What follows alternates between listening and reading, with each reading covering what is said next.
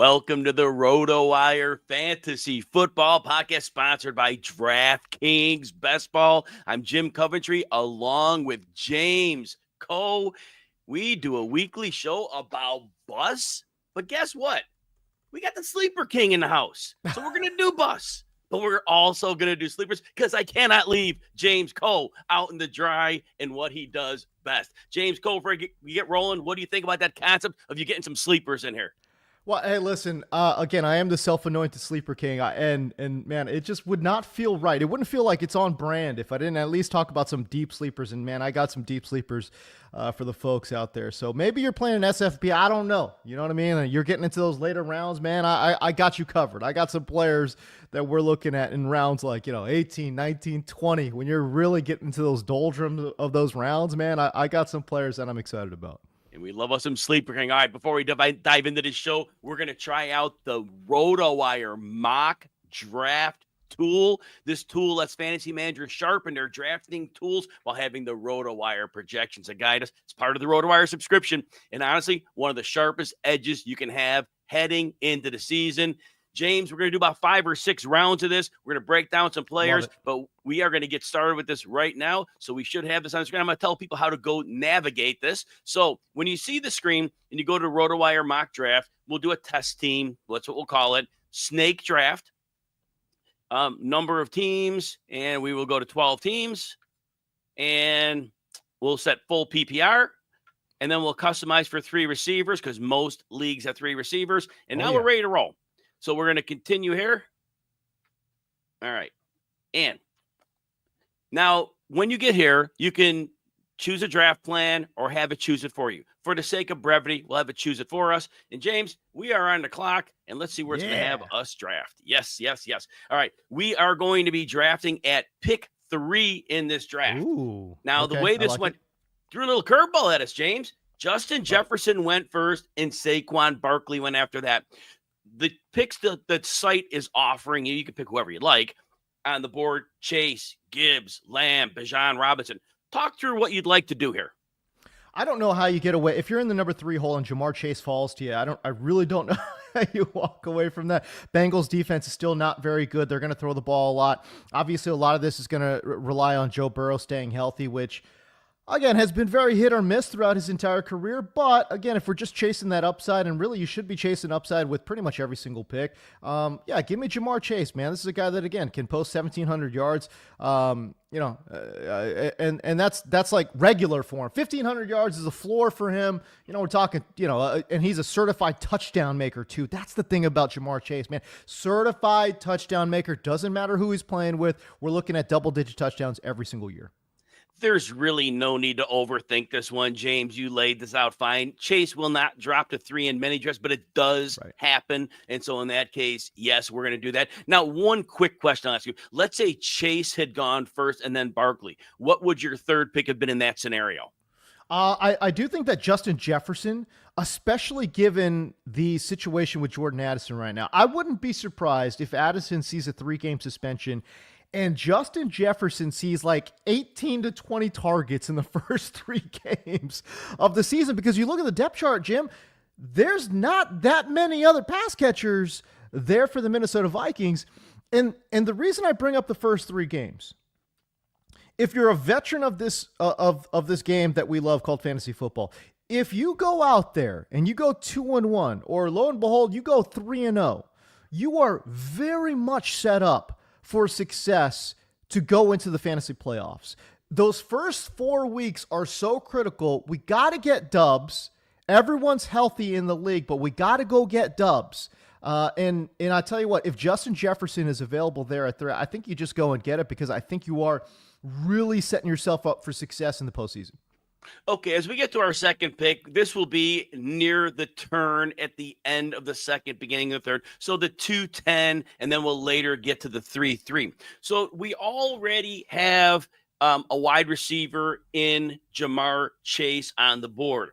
Running back wise, we'll see. Let's go to the running backs. We have Josh Jacobs, we have Kyron Williams, Breece Hall, Chase Brown, and James Cook are in there. Receiver-wise, we have A.J. Brown, Tyreek Hill, Terry McLaurin, or even Jackson Smith and Jigba maybe.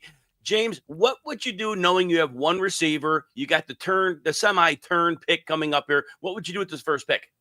You know what? I haven't laid this out yet, but I am so heavy into zero RB right now because I think that last year the running backs saw almost unprecedented health. I think we're going to see a lot more chaos this year, as things just kind of sort of level out. I don't mind going with A.J. Brown, a player that, a couple seasons ago was on pace for 2,000 yards, right? I think A.J. Brown, again, he can absolutely post those giant numbers, and you're getting him here near the end of the second round.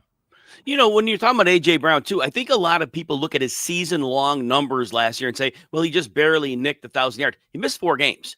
And so realistically, even though he only gets 7.5 targets a game, his production per target is so good that you forgot he missed games. So he still is a very lethal pick. And what a wide receiver duo to open your draft up with. Chase and Brown. We're clicking that one and calling it a day. So that takes us to the third round. And a couple quarterbacks off the board, Josh Allen, Lamar Jackson. That's close to the range where they may go. So we are looking running backs on the board, Kyren Williams, Breece Hall, Chase Brown, James Cook. Wide receiver, McLaurin, Wilson, Smith and Jigba, Evans, Higgins. Are you considering a position other than receiver or running back here? No, not really. I would, again, I'd be torn. If this was a real draft, I would really be torn between the two Jets. I don't know. What are you thinking here, man? Breece Hall, I know there's been some negative press, but golly, this guy's just such a dang good player. I can't imagine the Jets getting away from Breece Hall because he's so dang good. I don't know, man. I would want to see a little bit of balance here. I like Breece Hall, but I'd be open to Garrett Wilson there as well to just form a ridiculous wide receiver trio too. But I don't know. What are your thoughts? Oh my God! Back in the days of the air raid offense, when I started in college a number of years back, or the run and shoot offense. You're too young for that, but the run and shoot where you got like four receivers. I'm not too young for that. Jimmy, Jimmy, let me tell you something. I am not too young. I grew up in that. Okay, I actually grew up in Houston in the '80s. Oh, trust me, Warren Moon, Givens. I remember the run and shoot very well. Absolutely. So, all right, you talk about Breece Hall, and Breece Hall had 4.2 yards per carry. It was terrible last year. And I could not figure out what happened to him. It was like, can't get this. Did Aaron Rodgers poison the well? Because the line wasn't bad. And then Breece Hall, I found an interview that he had done. He was explaining that he played through an MCL sprain most of the season. Okay. That is enough for me. If Breece Hall says that, that's the only way to explain his season. And he still had 1,300 plus scrimmage yards. Now, he killed you in fantasy because you drafted him with the 3rd or 4th pick. But that said, if he was playing hurt and had that number, oh my gosh, James, he could be the running back 1, 2, or 3. Would you see that kind of upside if he's healthy? I do, and I'm also interested in Kyren Williams there too, just because he's going to get the work. But can he stay healthy with that workload? Sean McVay's offense is going to look really, really nice with the addition of Davante Adams. There's going to be so many touchdown opportunities on the board for Kyren Williams too. So if I am looking at running back, those are the top 2 guys that are available. Those are the top 2 guys that I would certainly be looking at with this pick. And I'm going to just go ahead and click Breece Hall. Kyren Williams is normally picked a little bit ahead of Breece Hall. But, man, we're going to love some Breece Hall here. All right, that said, we'll do 2 more picks and call this one, and we'll move on to our busts and sleepers. So now we are in the end of the 4th round. Our current roster has Jamar Chase, A.J. Brown, and we do have our hero running back, albeit in the 3rd round, which is great with Breece Hall. So now that takes us to, just so everybody out there is aware, people who like quarterback, you got Mahomes, and really nobody else would go that early. Running back, Mixon, Connor, Travion Henderson. Forget Quinshon Judkins right now. Not enough clarity there. Devontae. If I'm not mistaken, he's not. Is he signed? No, and that was as of our recording, and you'll be listening to the show at differing times, but that could change over time. But his rookie deal, as of this recording, had not been signed, and I don't think that's Cleveland's crazy. In any hurry to get the thing inked right away. Oh my goodness gracious! All right, so that brings us to the wide receiver position. We have some really nice options here: Devontae Adams, DJ Moore, DK Metcalf. Where do you sit with this one? This one's a lot more difficult because, man, I like a lot of these players here. Devontae Adams feels kind of like a binky You know, he's just like the guy that you're just comfortable taking here. I think of this group, I might be thinking that DK Metcalf has the most upside. Am I crazy in thinking this here, Jim? I know that Aaron Rodgers is super long on the tooth. He's, golly, he's 40 plus, but there's not another game in town. And I think DK Metcalf's skill set matches up really well with what Aaron Rodgers likes to get done as well. If they want to get vertical, and we know Rodgers likes to get vertical, DK Metcalf is a pretty darn good vertical player, man. Like, there seems to be some fits there from a schematic standpoint in Pittsburgh. And by the way, I know you and I have never talked about this, man. I love the schematic fit for Aaron Rodgers and Arthur Smith as well. I almost think that DK's got the best upside here, but man, Davante Adams is really hard to get away from when you're looking in the 4th round too. And James, when we're talking about Davante Adams, I remember in 2021 when Sean McVay got Odell Beckham on his roster. And the beauty of that was McVay just knows how to use every individual type of player he has. He perfectly weaponized Beckham. We know that Adams is not going to be asked to block here. We know Matthew Stafford is a whiz at pre-snap identifying the leverage of the defense, and Adams is a master as well to know, are we going inside shoulder, outside shoulder, and they're going to get on the same page very, very quickly. So like you said, you can't really go wrong with either one here. So you pick the coin flip here. Is it Adams or is it Metcalf? I think you talked me into Adams, man. Give me the better offense overall. And again, we're hoping that Stafford can stay fully healthy here throughout the entire season. And one last thing, I want to back you up on that Aaron Rodgers thing. Remember Ryan Tannehill in that offense in Tennessee? It was the play action, the heavy personnel, just the strikes over the middle, the crossers, the deep overs. And boy, who's better at the crossers and the deep overs than DK Metcalf? With a little bit of a wingspan to go with that as well. Right. So yeah, I love that call on both of those players. But I love your call and Rodgers actually being in a good situation. And with the heavy personnel, he's going to have some protection, which will certainly help. All right, the last pick we're going to make in this draft, 5th round. So far, we have 3 receivers. We have 1 running back in Breece Hall. In terms of running back and receiver, we have Mixon, we have Connor, Travion Henderson, David Montgomery. We still have DK Metcalf. We do have a flex position. So even though we have 3 receivers, the other position would be in play. If you were a person that drafted a quarterback at this point, you got Mahomes on the board. What is your thought process on this one, James? This one, man, my brain's in a pretzel on this one. I got to be honest with you. I might lean on you here, Jim. Again, when I'm looking at the board here, I like Aaron Jones in the 5th round. If we're going to start taking some shots at running back here, I know he's longer in the tooth, but man, he just got so much work last year. That being said, Jordan Mason is one of my favorite players. So if I am going 0 RB, and generally I do, I probably would just go back and go get DK Metcalf here, fit him into my flex position, and then just start really loading up on some backup running backs.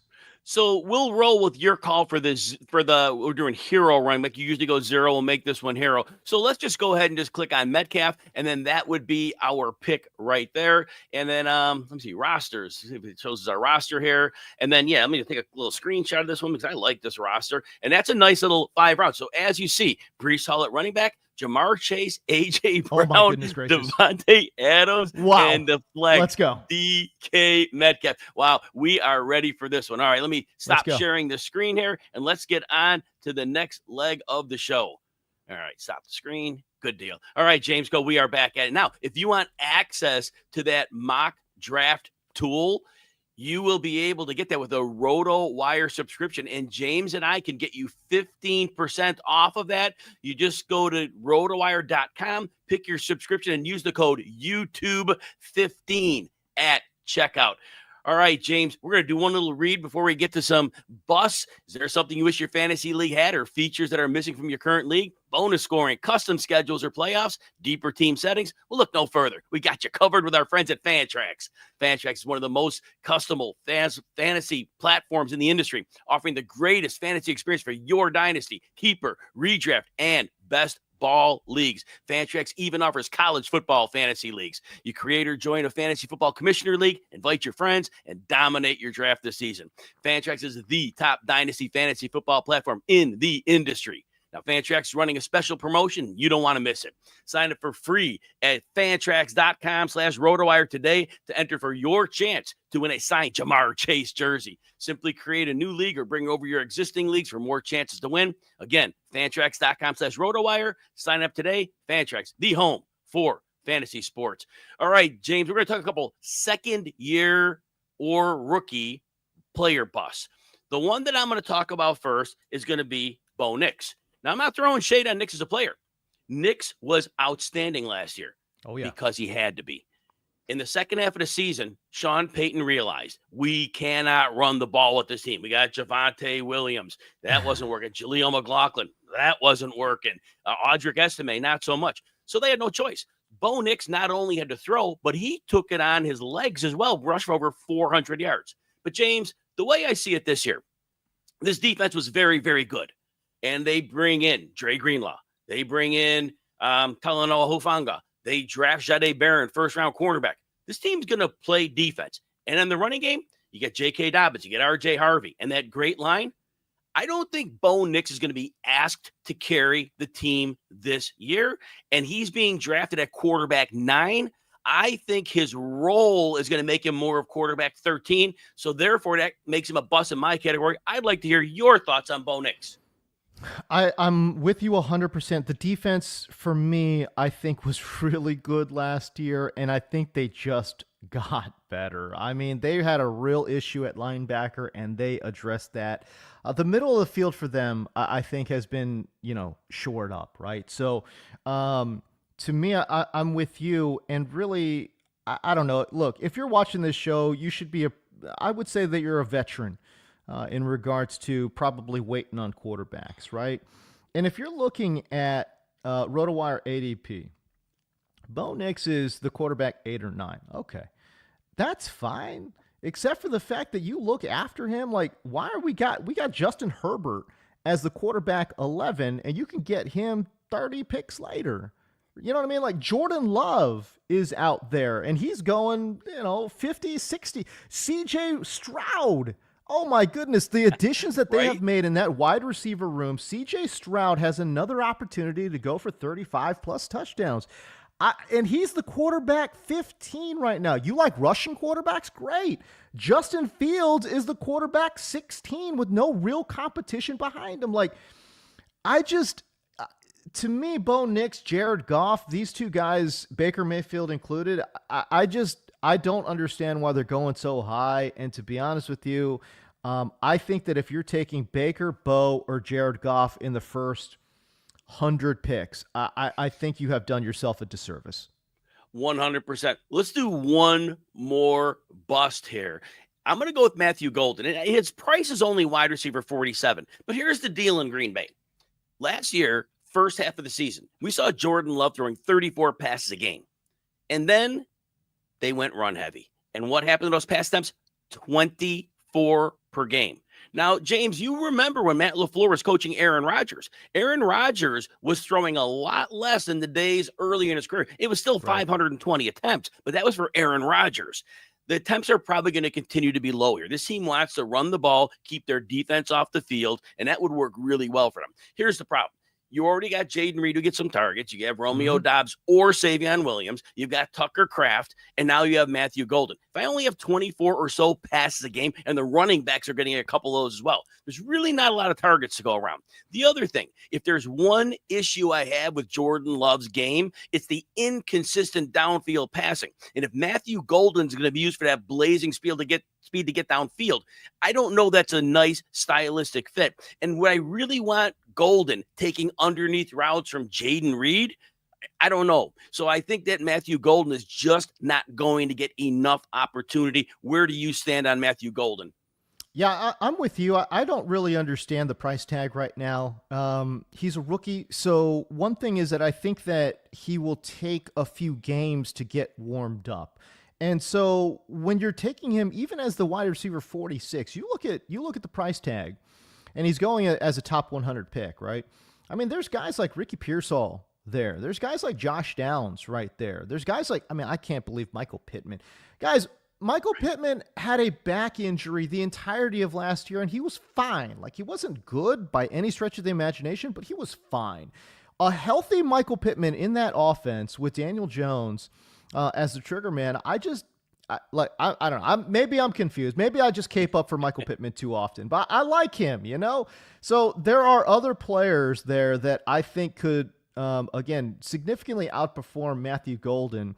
I think if we're taking him with a top 100 selection, Jim, I almost feel as if we are taking him right at the top of what he can really provide. So are we getting value there? No. I would push back a little bit and say, I don't necessarily know if he's a bust only because he is going a little bit later, but I'm with you. I think Jayden Reed's just a straight up better player, man. Right. Just go ahead and give me Jayden Reed if we're taking one stab at this offense. But again, and by the way, you make a great point in regards to his downfield speed. I almost wonder, is this guy going to be taking that Christian Watson role? And if that's the case, he's running a lot of clear out routes, man. Like, that's not I don't want that guy on my fantasy team. You know what I'm saying? Like, I don't know. So I don't know. We'll see. But again, I feel like you're definitely 100% not getting value with Matthew Golden with a top 100 selection. Man, talk to me if he was pick 130, pick 140. Then I'd be much more in on Golden right now. But where he's priced right now, I'm out. And I think I bring him up as a bust because I know there's a lot of people who are playing fantasy that may not be in tune with the ADP. A lot of the crowd is, but if somebody comes in and they're, just kind of having one league with their friends and family, they're like, Matthew Golden was a first round pick in the NFL draft. He runs a 4.29, and people are getting these delusions of grandeur. And so I think it's more of a public service we're giving there. Hey, we are going to change it up, and we are going to talk sleepers with the Sleeper King soon as we take a short break. All right, sleeper number 1, Rhamondre Stevenson, 27 years old. James, he's in the second year of a 4-year deal, paying him starter money.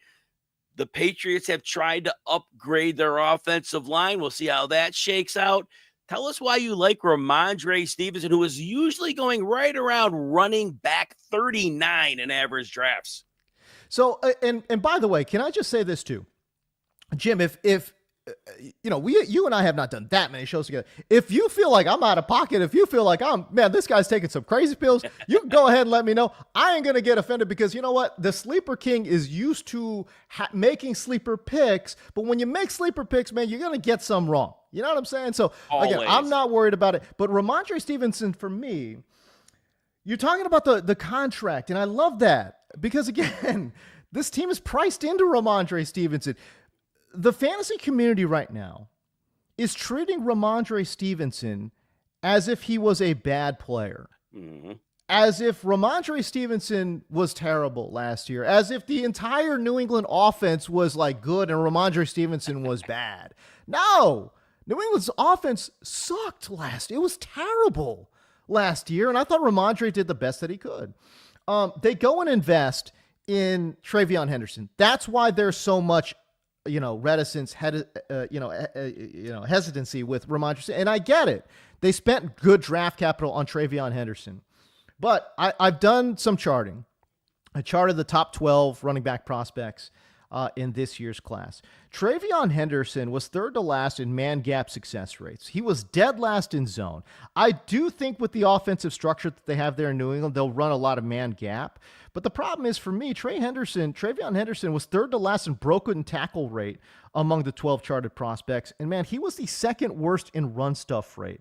To me, I think that New England did not do a good job in scouting out Travion Henderson. I don't think he is going to be worth the draft capital that they invested in. To also invest that capital in a running back, to me, was very curious when you did have Rhamondre Stevenson on the roster. So, listen, is there a question whether Rhamondre will win the starting job? Yeah, 100%. But to say that he's not going to win and that this is Travion's gig, I think that to me is just flat out wrong. And Rhamondre, by the way, is going 3 to 4 rounds after Travion Henderson. That is why, from a price perspective, that's why I've got Rhamondre Stevenson on this sleeper list. And James, we talk about this year after year. When you have these split backfields and both running backs are good, take the cheaper piece. Sure. Because they may perform almost equally. Maybe the second guy outproduces the first, but in any case, like you said, you got multiple rounds of value. Now, I think the one thing Stevenson has to be careful of, he's got to stop putting the ball on the carpet. 7 fumbles last year. 3 of them were lost, but he got benched briefly at the end of last year. Different coaching regime. So he has that opportunity to reestablish himself. Now, maybe that's because he's trying to make too much happen because the offense around him is bad. I can't speak to that. Maybe sometimes that does happen.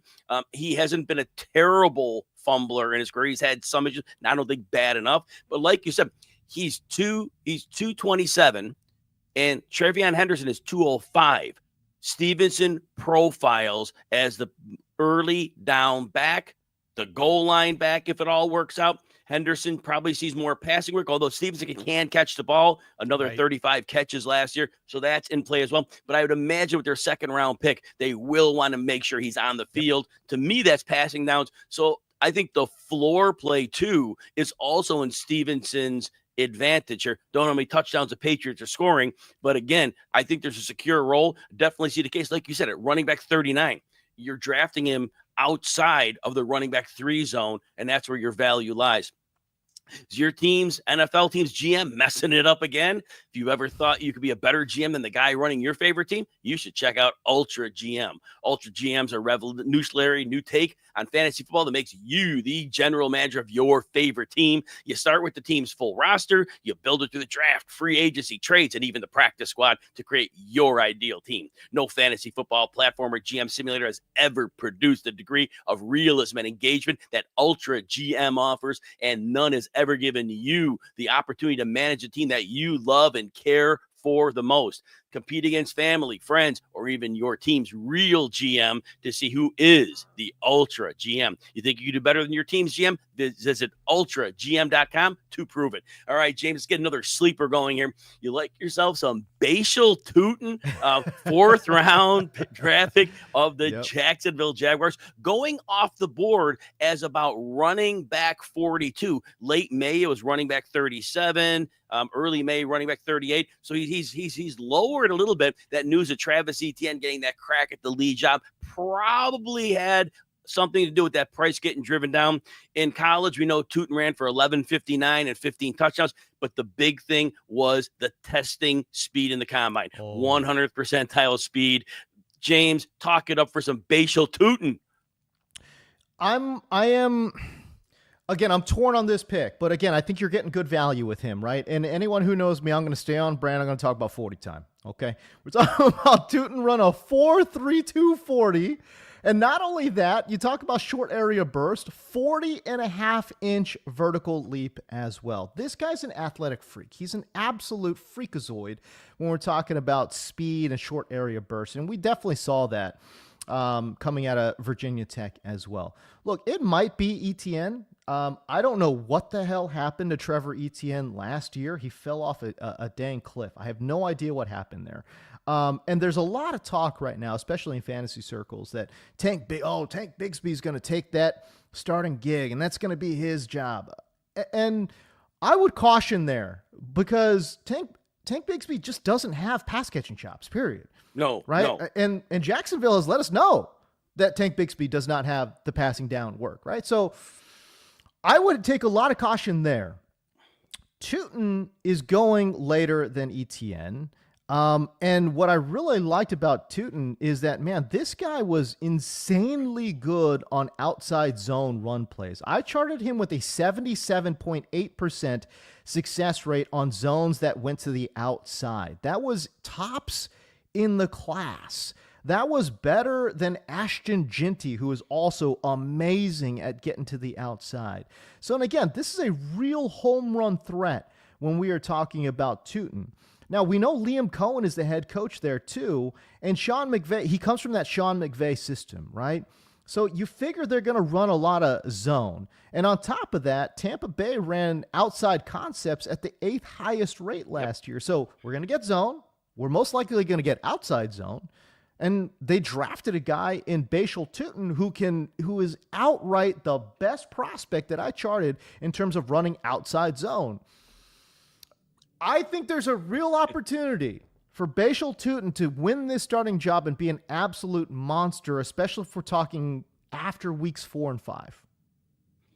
And I tell you what, Brian Thomas, big-time downfield threat, if they get Travis Hunter going, that's going to force defenses to play the too high shell and not creep a man down into the box. Oh, yeah. And that would certainly help Bjayshul Tuten get going. As you said, moving Travis Etienne to the side, it may not be that difficult. You pointed out last year, some people were trying to say hamstring injury. I get it, but he was on the field. Everybody's hurt in the NFL. So I don't necessarily buy it. And we saw some decline year over year from Etienne, and the team does not seem excited about him until these recent comments. So it does seem like they are kind of ready to move on from him. All right, before we move forward, we have a word from our sponsor, DraftKings Best Ball. Football season is right around the corner, and there's no better way to lock in your fantasy dominance early than with Best Ball on DraftKings, where you draft once and ride your roster all season long. And right now, DraftKings is giving all customers a can't-miss offer. Draft one, get one. Enter a lineup in the $15 million Best Ball contest for just $20, and you'll score another Best Ball ticket to play free for a share of $15 million, giving you a second shot to win big. It's easy. Just draft your team once, no weekly management required, and let your top scorers automatically start each week. Across the whole season, every breakout star, every clutch play, every touchdown will count toward your quest for a share of $15 million. Look, I absolutely love doing these best ball drafts on DraftKings. Super easy, super quick. You don't have to worry about the waiver wire, all that in-season management. I'll tell you, so far, been drafting way too much of my guy, Brian Thomas Jr., getting a lot of Chris Godwin, a lot of Jordan Mason later in drafts. It's been so much fun to enter these best ball leagues, try out different strategies, build out a portfolio of your favorite NFL players. You can download the DraftKings Daily Fantasy app now to draft your $20 best ball lineup to play for a share of $15 million and get a second ticket to play free for a share of $15 million. That's 2 chances to win big without ever setting your lineup again. Draft one, get one, only on DraftKings. The crown is yours. Gambling problem? Call 1-800-GAMBLER. In New York, call 877-8-HOPE-NY or text HOPE-NY at 467-369. In Connecticut, help is available for problem gambling. Call 888-789-7777 or visit ccpg.org. 18 plus in most eligible states, but age varies by jurisdiction. Eligibility restrictions apply. Void where prohibited. 1 per customer. Enter the Best Ball $15 million headliner contest by 9/4/25 to get 1 bonus entry. $20 entry fee required. Reward expires in 30 days. See terms at DraftKings.com/NFL-best-ball. Sponsored by DK.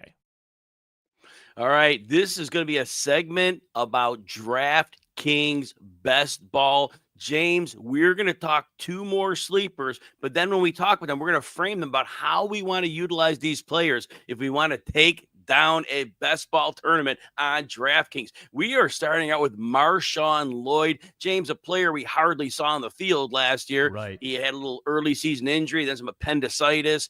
Poor young man just couldn't get right. But remember, he was a 3rd-round draft pick.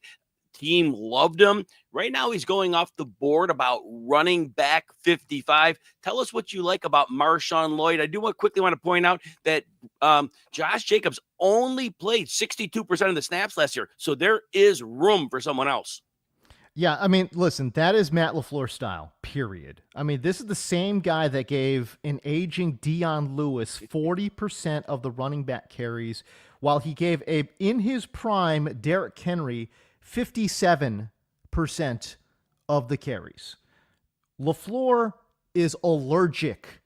He is absolutely allergic to every down backs. He doesn't believe in it. He'll never do it.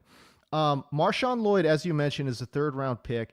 Hamstring injury in the preseason, high ankle injury when he got on the field in week 2, and then boom, got appendicitis, missed the rest of the year. Okay.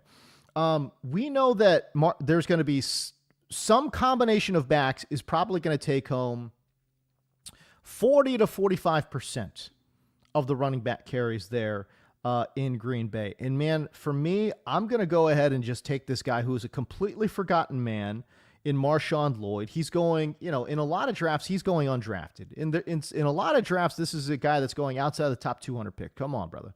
Like, we got to get on board here with MarShawn Lloyd. And this is again where I start, when I start saying, oh, Sleeper King, this is what I'm talking about. These are the guys that are going rounds 13, 14, 15 now. Okay. And when you're talking about these guys, this is a high upside player in MarShawn Lloyd. If he ends up just winning straight up the backup role in Green Bay, he's going to take home close to 40% of the running back touches. We're looking at something like 160 to 170 total touches for MarShawn Lloyd. And you're getting this dude in the 13, 14, 15th round. I mean, again, I think a very fair projection for him would be 750 yards and 4 to 6 touchdowns. That is insane production for somebody that you're getting this late. And then I tell you what, if Josh Jacobs ends up getting hurt, I mean, come on now. This is some serious upside we've got here with MarShawn Lloyd. James, when we talk about best ball terms like DraftKings has, we know that we want these later round running backs for many reasons. You may want to handcuff the starter. That may be one reason. The other reason may be that you get somebody else's handcuff. And like you said, if Jacob missed times, and now I didn't have Jacobs, but I'm rostering Lloyd. Now all of a sudden I have an extra starting running back to take down the DraftKings best ball tournament. But then the third reason is you think that running back could have standalone value. And in this best ball DraftKings league, there could be a few weeks where he ends up in your lineup. So these become interesting points. So MarShawn Lloyd, I think, is that one player we said earlier, and you said this very well, Matt LaFleur is going to share the backfield. So Lloyd has standalone value, and you may be on bye weeks and you may have zeros, but Lloyd may be able to get you even a touchdown, maybe get you 10, 11 points and bail you out of certain weeks. So in that realm, do you see Lloyd as best as the handcuff for Jacobs, taking him as someone else's handcuff, or the standalone value, or what combination do you like best about him in DraftKings best ball? If we're talking best ball, there's zero reason you should take your own handcuff, because in best ball, man, we got to go out there and win. We're not playing to win some weeks here and there. It's like, no, you got to go win, right? You have to score the most points. You got to win the most. It don't matter. You have to take the riskiest, absolute most high risk strategy and hope that it pans out. So I'm diametrically opposed to taking your own handcuff in best ball. If you go in best ball, go take somebody else's handcuff and hope that your running back that you drafted is the one running back that stays healthy all year long, and that you get chaos everywhere else. That's the only way you're going to win this thing. We're talking millions of dollars on the line. It's the only way you can win.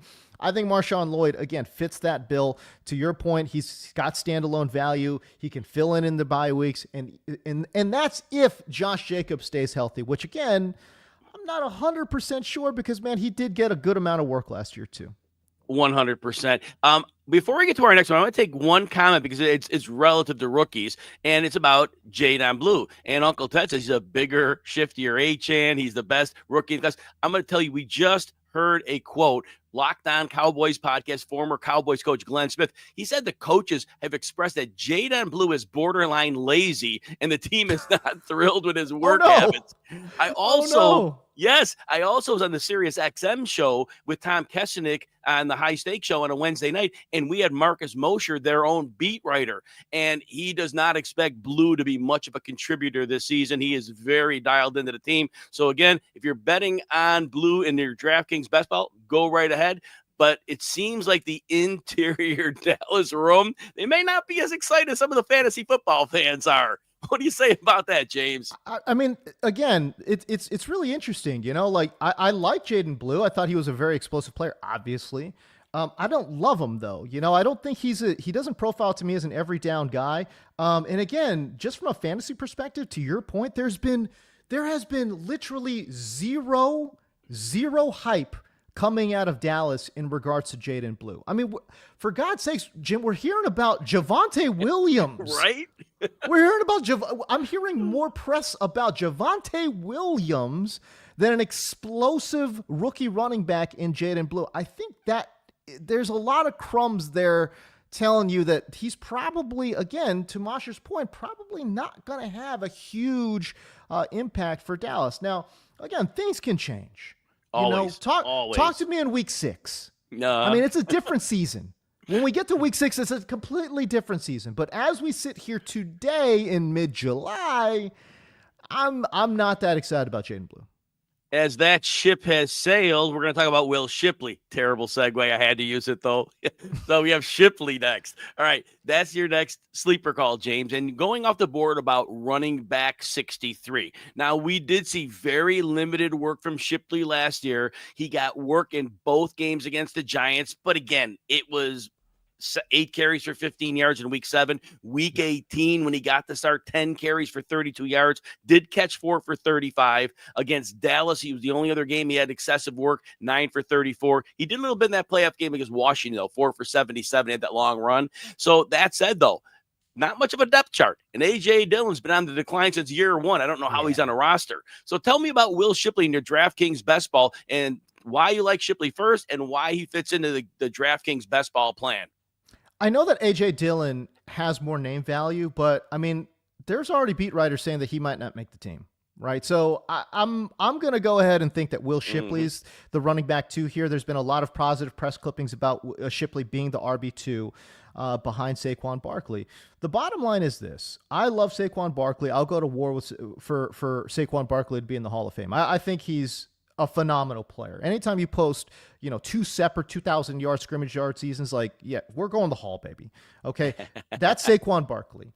That being said, come on. Curse of 370. Forget about curse of 370. How about curse of 470? My goodness, 482 touches last year, Jim. 482. I don't think we've seen. When was the last time you've seen someone push 500 touches at the running back position since the 90s, brother? That's insane. That's just insane to me. And Saquon Barkley also does have a little bit of an injury history as well. And again, I love Saquon. I hope I'm wrong on this. You know why? Because if I'm wrong, that means Saquon's played all 16, 17 games. And the football universe and the football viewing public is way better off if I'm wrong here. But if I'm not wrong, and I think that Saquon Barkley breaks down just a little bit, let's say he's less efficient this year. Let's say he only plays 12 games. Let's say he plays 10 games. I mean, I want to bank in on a guy who's got 4.39 speed. He's got great straight line speed. But again, you mentioned the passing work. I love that you bring that up because, man, this guy's a natural pass catcher, great pass catcher out of Clemson. And when we're talking about PPR, we're talking about best ball. It is a PPR format. Again, don't go and if you draft Saquon, don't draft Shipley. But if you didn't draft Saquon, go and draft Shipley super duper late and hope for a little bit of chaos. And let's see what we get from Shipley running behind a really good offensive line in what should be another year of a really good offense. Absolutely. So like you said earlier, if you're in your DraftKings best ball, you're around running back 60. You have the option if you want to take some dart throws at other players' backfields. If you don't have Barkley, we said this earlier with MarShawn Lloyd, go ahead and take the shot because and we don't want it to happen, but if Barkley, like James said, were to miss time, you have a we both believe, starting running back that you will be able to have in your best ball. When he has those weeks, he'll be right inserted in your lineup without you having to make a lineup decision. And that's a great, great thing. Yeah. And then obviously, if you have Barkley and if you were worried at all about 482 touches, you might want to reach up to running back 55 and trump the market there. Is that crazy or what are your thought on that one? No, not at all. I mean, come on, man. What is the difference really between RB 55 and 65? Who cares? Right? Go at that point in the draft, go get your guy. Yeah. And like I said, if you are nervous about the usage, then protect your investment because that Philly offensive line, it's there for whoever is behind it. And that'll be hopefully Saquon, but we'll see. Hey, thanks to our sponsor, DraftKings Best Ball. And thanks to everyone for listening. Make sure you come back next week for another edition of the RotoWire Fantasy Football Podcast.